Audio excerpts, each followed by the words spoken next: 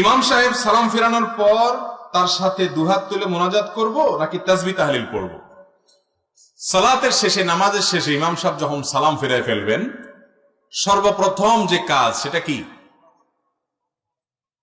এক বর্ণনায় আসছে আল্লাহু আকবার বলবেন, এরপর 3 বার ইস্তিগফার করবেন, আস্তাগফিরুল্লাহ আস্তাগফিরুল্লাহ আস্তাগফিরুল্লাহ। অন্য বর্ণনায় আসছে শুধু ইস্তিগফার বলবেন। সালাম শেষ ইমাম সাহেবের প্রথম কাজ আস্তাগফিরুল্লাহ আস্তাগফিরুল্লাহ আস্তাগফিরুল্লাহ। এরপরে বলবেন আল্লাহুম্মা আনতাস সালাম ওয়া মিনকাস সালাম তাবারাকতা ইয়া যাল জালালি ওয়াল ইকরাম।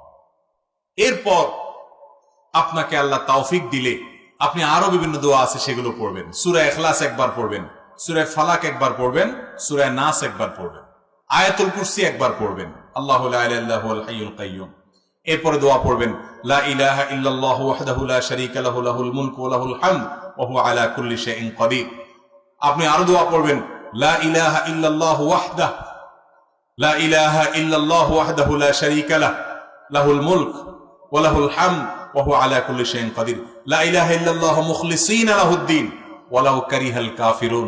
লা ইলাহা ইল্লাল্লাহ ওয়া লা না'বুদু ইল্লা ইয়্যাহ লাহুন নি'মাতু ওয়া লাহুল ফাদলু ওয়া লাহুস সানাউল হাসান।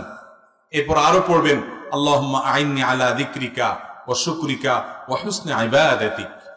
এরপরে পড়বেন আপনি 33 বার সুবহানাল্লাহ, 33 বার আলহামদুলিল্লাহ, 34 বার আল্লাহু আকবার।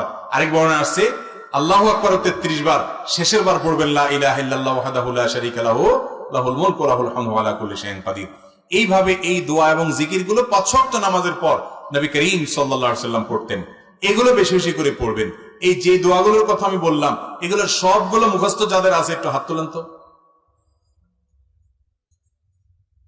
বুঝে হাত তুলছেন? আমি যদি এখন জিজ্ঞেস করে বলতে পারবেন এই সবগুলো মুখস্থ আছে?